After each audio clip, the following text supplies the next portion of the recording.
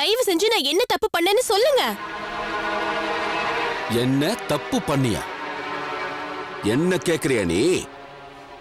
ஒன்ன கேட்டுக்க, உன் மனசாட்சிய கேளு, அது சொல்லும்.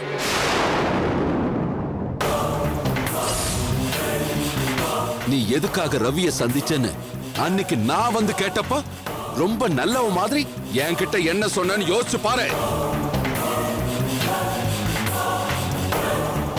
அவனோட போத பழக்கத்தை விட சொல்லி அட்வைஸ் பண்ணியா நீ?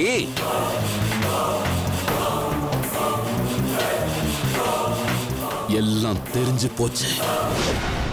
இனிமே நீ எதையும் மறைக்கவும் முடியாது, மாத்தி பேசவும் முடியாது.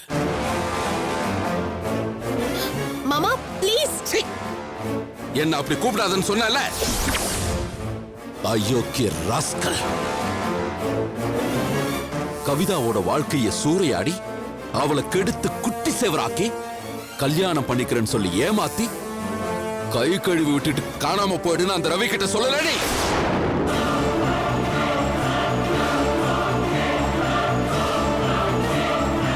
சம்பந்தி, என்னென்னமோ பேசுறீங்க, எங்களுக்கு ஒண்ணுமே புரியல. சுப்புவை பத்தி உங்களுக்கு தெரியாதா?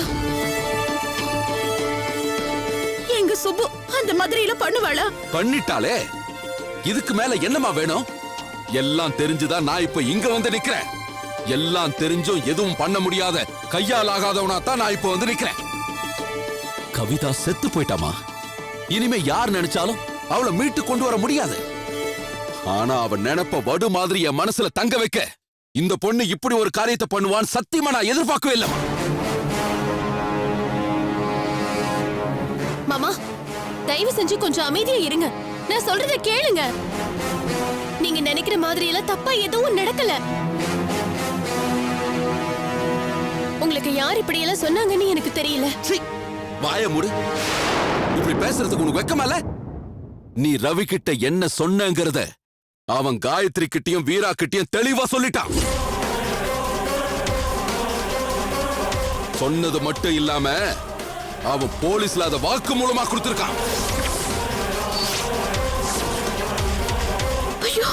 காயத்ரி யாருக்கும் தெரியாம மொட்டை மாடியில சூர்யா கிட்ட வருத்தமா சொல்லிக்கிட்டு இருந்ததை நான் கேட்டேன். கேட்ட நிமிஷத்துல இருந்து தாங்க முடியாம தெரிச்சு ஓடி வந்து நான் இங்க நிக்கிறேன். இல்லன்னு சொல்ல போறியா? இல்ல காயத்ரி போய் சொன்னான்னு சொல்ல போறியா? ஆமா மாமா, காயத்ரி தான் போய் சொல்றா.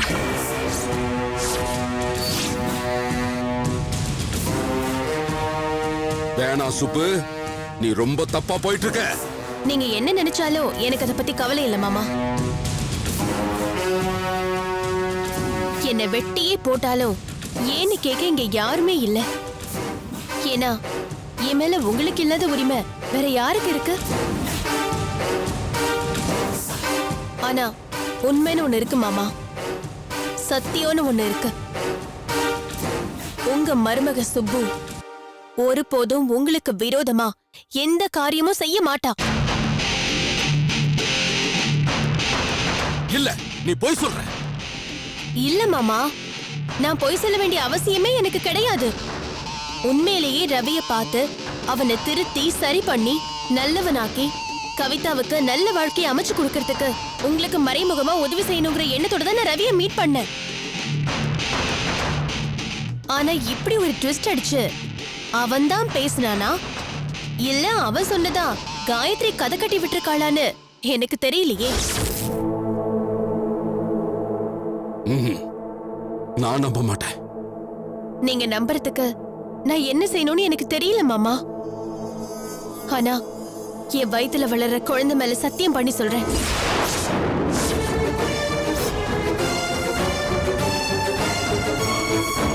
நான் எந்த துரோகமும் பண்ணல, எதையும் மாத்தி சொல்லல, எதையும் திருச்சும் சொல்லல.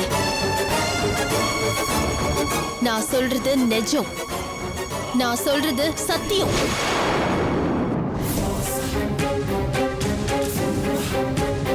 சுப்பு, என்னடி குழந்தை மேல சத்தியம் பண்ற? பதறாதீங்க அண்ணி, ஏன் பதறீங்க? குழந்தை மேல சத்தியம் பண்ணிட்டேன்னு பாக்குறீங்களா? ஒண்ணும் தப்பு இல்ல அண்ணி. பொய்க்கு சத்தியம் பண்ணாதான் பயப்படணும். சத்தியத்துக்காக செய்யற சத்தியத்துக்கு யாரும் பயப்பட வேண்டிய அவசியம் கிடையாது. இங்க பாருங்க மாமா, நீங்க நம்பினாலும் சரி நம்பலனாலும் சரி, நான் சொல்றதுதான் உண்மை. கவிதாவோட சாவுக்கு நான் காரணம் நீங்க நினைச்சீங்கன்னா உங்களை நினைச்சு நான் வருத்தப்பட மட்டும்தான் முடியும். ஆனா கவிதாவுக்கு அமைய இருந்த வாழ்க்கை உண்மையிலேயே நல்ல வாழ்க்கையா அமையணும்னு நான் மனசார ஆசைப்பட்டேன். அதுக்காக தான் இந்த ஸ்டெப்பும் எடுத்தேன். இது உங்களுக்கு புரியலன்னா அதுக்கு நான் பொறுப்பில்ல மாமா. என்னமோ காயத்ரி சொல்லிட்டு இருந்ததை கேட்டு பதறி போய் இங்க ஓடி வந்ததா சொன்னீங்களே, நான் சொன்னது உங்களுக்கு நம்பிக்கை தர கூடியதா இருந்தா அமைதியா திரும்பி போய் வீட்டுல படுத்து தூங்குங்க. ஆனா ஒண்ணு மட்டும் சொல்லிக்கிறேன் மாமா, நீங்க நல்லவன்னு நம்புற காயத்ரி நல்லவ இல்ல. தப்பு செஞ்சவன்னு நீங்க நம்பி வந்த இந்த சுப்பு தப்பு செய்யறவ இல்ல. இந்த உண்மை உங்களுக்கு இன்னைக்கு இல்லைனாலும் என்னைக்காவது ஒரு நாள் உங்களுக்கு புரியும். அப்ப புரிஞ்சுப்பீங்க இந்த சுப்புவ.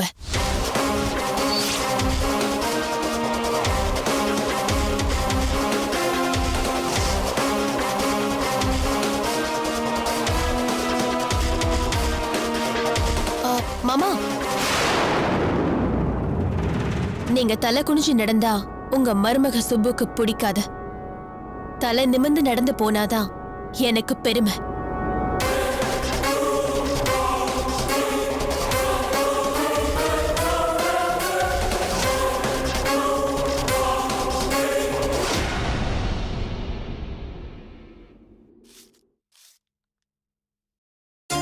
காயத்ரி, என்ன நீ எழுந்துரு சொன்ன கேட்க மாட்டியா? எத்தனை தடவை உனக்கு சொல்றது? என்ன காயத்ரி நீ எத்தனை தடவை சொன்னாலும் இந்த மாதிரி ஏதாவது வேலை செஞ்சுட்டே இருக்க, புரிஞ்சுக்கவே மாட்டேங்கிற. ஐயோ, தப்பா நினைச்சுக்காதீங்க. நீங்க சொல்ற பேச்ச கேட்க கூடாதுங்கிற எண்ணம்லாம் எனக்கு எதுவும் இல்ல. ஆனா உண்மையிலேயே இந்த வீடு பெருக்கிறது, துணி மடிக்கிறது, பாத்திரம் கழுவுறது, இதனாலலாம் ஒரு பிரச்சனையும் இல்ல. இதெல்லாம் எந்த விதத்திலயும் என் கருவை ஒன்னும் பண்ணாதுன்னு நான் செக்கப்புக்கு போற டாக்டர் எனக்கு சொன்னாங்க. டாக்டர் என்ன இன்னைக்கு சொல்லுவாங்க எல்லா வேலையும் செய்யன்னு, நாளைக்கு எந்த வேலையும் செய்யாத ஓரமா உட்காந்துக்கொண்டு சொல்லுவாங்க. என்ன காயத்ரி நீ, நமக்கு நம்ம உடம்பு தானே முக்கியம், நாம தான் அக்கறையா இருக்கணும். தயவு செஞ்சு இந்த ஒரு விஷயத்திலாவது நான் சொல்றதை கேளு. அதனால என்ன கெட்டு போயிட போகுது உனக்கு? சொல்றதை கேளு காயத்ரி. ஐயோ, உன் நல்லதுக்கு தானே சொல்றேன். என்னம்மா உனக்கு கெட்டு போயிடும்? என்னம்மா, என்ன இவளோட பிரச்சனை? வா, நீ ஏன் கேளு இவ பண்ற அமக்களத்தை. எப்ப பாரு இந்த வீட பெருக்கிக்கிட்டே இருக்காமா, ஏதாவது ஒரு வேலை செஞ்சுட்டே இருப்பா போல இருக்கு. நீயே சொல்லு, இவ்வளவு பெரிய வீட்டை பெருக்குனா உடம்பு எவ்வளவு வலிக்கும்? அது சொன்னா இவளுக்கு புரியவே மாட்டேங்குது. அனிதா, இதுக்கெல்லாம் ஒரே வழிதான் இருக்கு. துணி துவைக்க, மத்த வீட்டு வேலையெல்லாம் பாக்குறதுக்கு ஒரு ஆளை போட்டுட்டா போச்சு. பெஸ்ட்பா, இன்னைக்கே ஒரு ஆளை பார்த்து வீட்டு வேலைக்குன்னு ஃபிக்ஸ் பண்ணிடலாம். ஐயோ அண்ணி, நீங்க கொஞ்சம் சும்மா இருங்க. அதெல்லாம் ஒண்ணும் வேணாம், நீங்க அமைதியா இருங்க, எனக்கு ஒண்ணும் ஆகாது. இப்ப பாருங்க. ஏய் ஏய், சொன்ன கேளு. ஒண்ணும் ஆகாது. சொல்லுமா, எழுந்துரு. நான் பண்ற இதெல்லாம் எழுந்துடவே மாட்டேன். எழுந்துரு. நீங்க அமைதியா இருங்க அத்தை.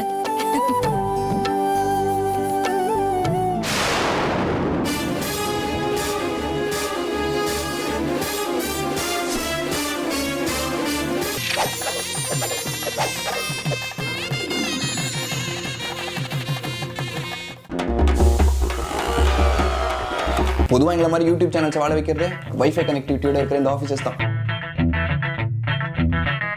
ஐயோ, 12 o'clock ஆயிடுச்சே. அந்த பிபிடி அனுப்பணுமே. அந்த பிபிடியை 2 o'clock அனுப்புறேன்னு சொல்லிடா. யாராவது என் பென்ட்ரைவ் பார்த்தீங்களா? I'm asking. நோ, மரியாதையாக திருப்பி கொடுத்துருங்க 10 என்றதுக்குள்ள. ரோஸ், ஐம் டயட், எனக்கு ஃபோர்ஸ் பண்ணாதீங்க. உருளைக்கிழங்கு எங்காது? கூட 2 piece. I'm gonna resign my job. Sir, நம்ம அக்கௌண்ட்டும் ரிசப்ஷனிஸ்ட்டும் ஏதோ கசமுசம் சார். சின்ன வயசாக இருந்தால் பரவாயில்ல, 2 கிழம். ஐ ஹேட் திஸ் கம்பெனியா, ஐ ஹேட் திஸ் கம்பெனி. இந்த வீடியோ உங்களுக்கு பிடிச்சிருந்தா ப்ளீஸ் மெட்ராஸ் மீட்டருக்கு சப்ஸ்கிரைப் பண்ணுங்க. அப்படி பிடிக்கலன்னா ப்ளீஸ் சப்ஸ்கிரைப் பண்ணுங்க.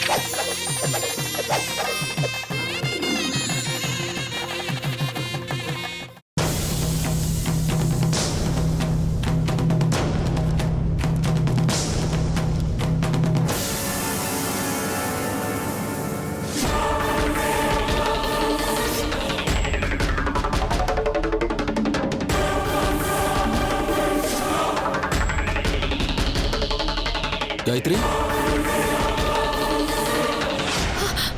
அண்ணி கவிதா லெட்டர் எழுதியிருக்கா நீ. இது எப்படி குப்பை கொடைக்க வந்துச்சுன்னு எனக்கு தெரியல. என்னது? கவிதா லெட்டர் எழுதி வச்சிருக்காளா? ஐயோ,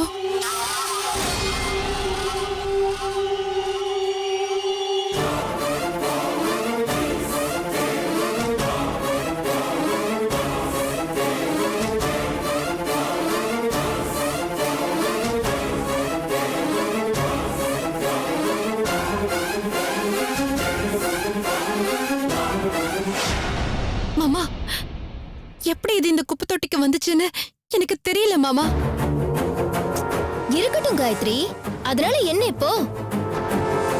அதான் இப்ப அவளே இல்லன்னு ஆயிப்போச்சுல்ல. இதுக்கப்புறம் இந்த லெட்டருக்கு ஒரு வேல்யூவும் இல்ல, விட்டுரு. என்ன நீ இப்படி சொல்றீங்க? இப்படி ஒரு முடிவு எடுத்திருக்கேன்னு நமக்கு தெரியப்படுத்துறதுக்காக லெட்டர் எழுதியிருக்கா. இது மட்டும் அன்னைக்கே தெரிஞ்சிருந்தா அவளை சாக விடாம நாம தடுத்திருக்கலாமே. ஐயோ, நல்லதுன்னு நினைச்சுக்கோயேன். இந்த லெட்டர் கிடைக்காததே நல்லது, விடு. அண்ணி ப்ளீஸ், தயவு செஞ்சு இப்படி எல்லாம் பேசாதீங்க. கவிதா பாவம் அண்ணி.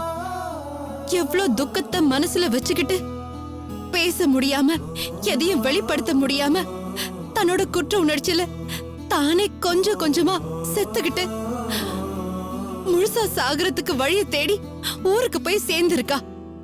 அவளை போய் நான் ஒன்னு சொல்லட்டுமா? ஷாக் ஆயிட மாட்டியே? நான் இந்த லெட்டரை அன்னைக்கே பார்த்துட்டேன். அண்ணி, ஆனா என்ன, அவ கிளம்பி போனதுக்கு அப்புறம் தான் பார்த்தேன். போனவ ஊருக்கு தான் போயிருக்காளா, இல்ல எங்கேயாவது ஆறு குளம் ஏரின்னு எங்கேயாவது விழுந்து சாக போறாளா, இல்ல எங்கேயாவது ரோட்ல அடிபட்டு சாவாளான்னு எனக்கு எப்படி தெரியும்? அப்புறம் அவ கதையே முடிஞ்சிடுச்சு. அதுக்கப்புறம் இந்த லெட்டருக்கு ஒரு வேல்யூவும் இல்லல்ல. நான் தான் இதை கசக்கி குப்பையில போட்டேன். அடி பாவி, இப்படி அடி பண்ணுவ? ஏண்டி இன்னொரு பொண்ண சாக விட்டுட்டு வேடிக்கை பாப்பியா நீ? ஏன் மகளாடி, ஏன் மகளாடி, எனக்கு பிறந்தவளாடி. உன்னை நினைச்சாலும் கேவலமா இருக்கு. நிறுத்துங்கப்பா. அப்படி என்ன கேவலத்தை கண்டீங்க? அவ என்ன பெரிய தியாகியா? ஊர்ல அவளுக்கு என்ன 4 இடத்துல சிலையா வச்சிருக்காங்க. நீங்க இந்த அளவுக்கு கத்துற அளவுக்கு நானும் ஒண்ணும் பெரிய தப்பு பண்ணிடல. இத பாருங்க, அவ செஞ்ச பாவத்தை எல்லாம் நீங்க வேணா மறந்துருக்கலாம், ஆனா நான் மறக்கல.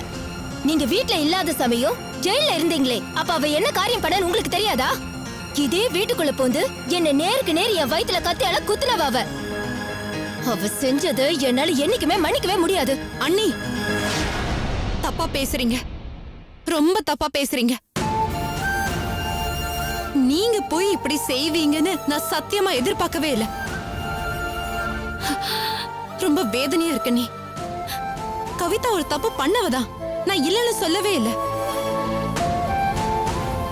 ஆனா தெரியாம செஞ்ச ஒரு தப்பு விதி மாதிரி வாழ்நாள் பூரா தொடரதா செய்யும்னா உலகத்துல எந்த குற்றவாளிக்கும் விமோச்சனம்னு ஒண்ணு இல்லாமலே போயிடும். நீ உலகத்துல இருக்கிற மத்த குற்றவாளிகளை பத்தி எனக்கு அக்கறை இல்ல காயத்ரி.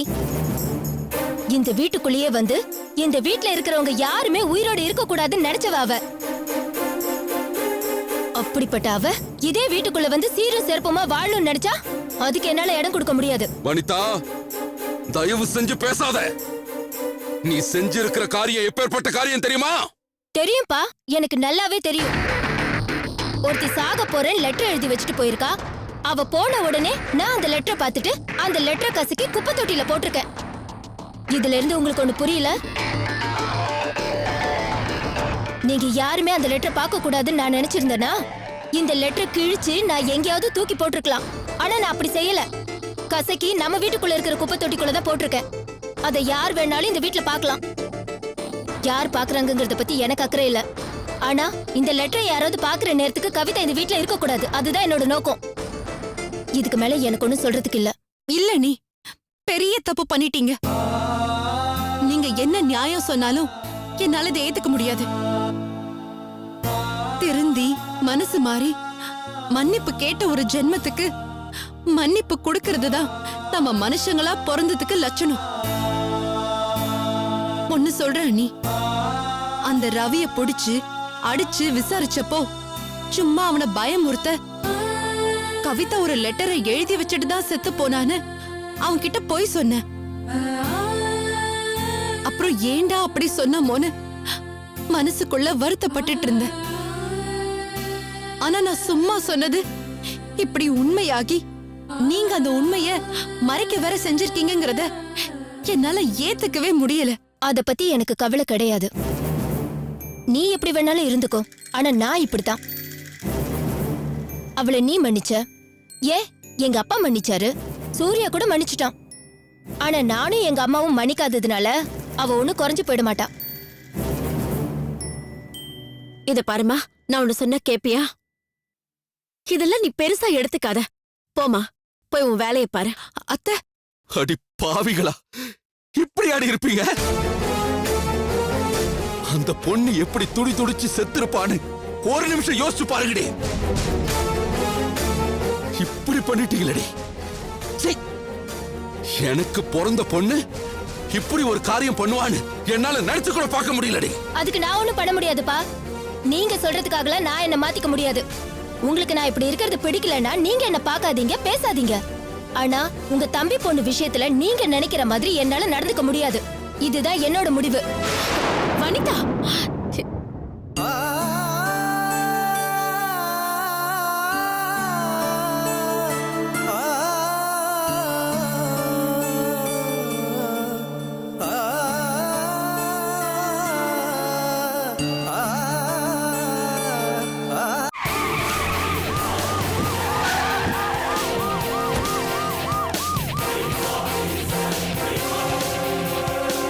சுப்பு சுப்பு சுப்பு சுப்பு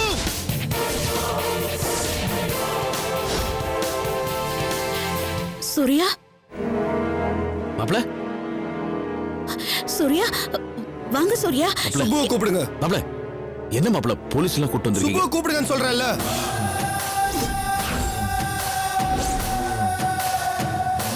உங்க பேர் என்ன சார்? மேடம், என் பேர் செல்வம். இது என் ஒய்ஃப் ராணி.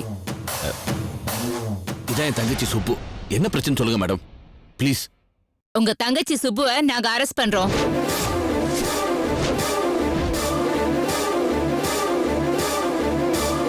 கவிதாங்கிற பொண்ணு தற்கொலை பண்ணி செத்து போயிருக்கு. அந்த பொண்ணோட சாவுக்கு உங்க தங்கச்சி ஒரு காரணம்னு எங்களுக்கு தகவல் வந்திருக்கு.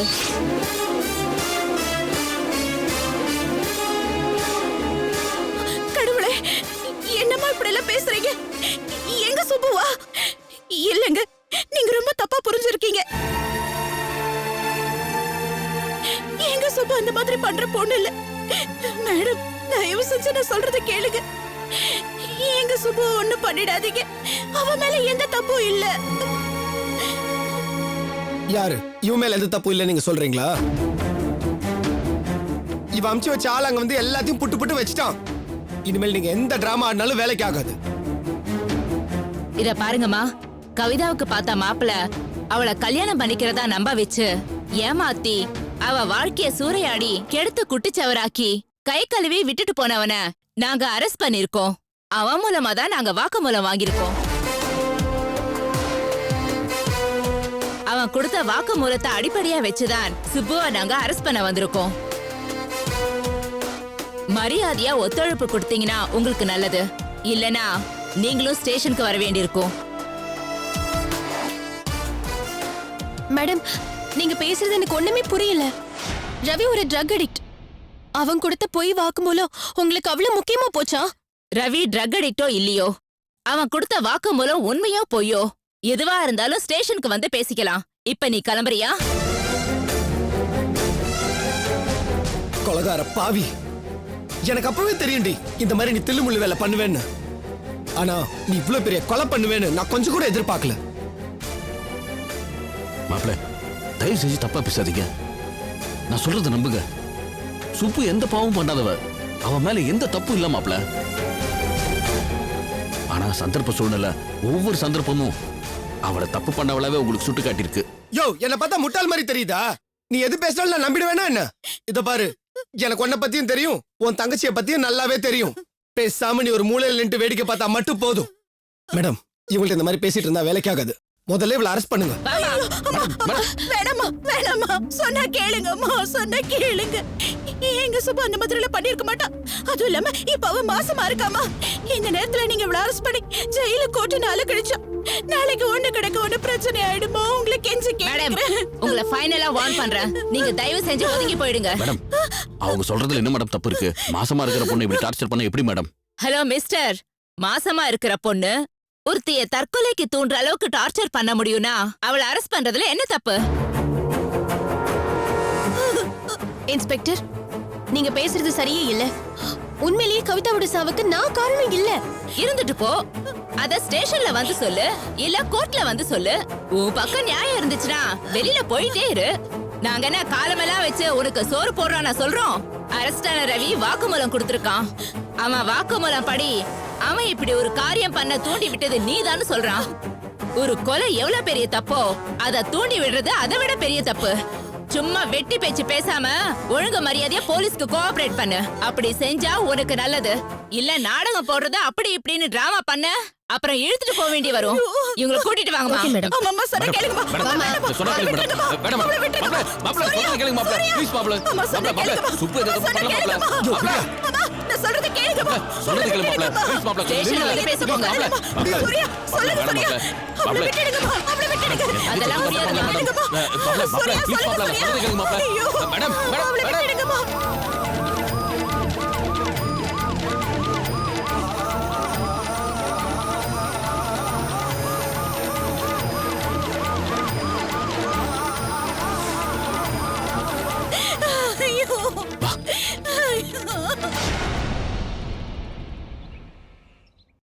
காயத்ரி, ஏய் காயத்ரி, காயத்ரி, சே இப்படி பண்ணிட்டியடி பாவி. அப்படி என்னடி தப்பு பண்ணிட்டா சுபா உனக்கு? அண்ணி, அவ என்ன தப்பு பண்ணாலும் அவளை சரி பண்ணி அவ வாழ்க்கையை ஒழுங்கு பண்ணி கொடுப்பேன்னு நினைச்சமேடி. என்னம்மா என்னாச்சு? நீங்க சும்மா இருங்கம்மா.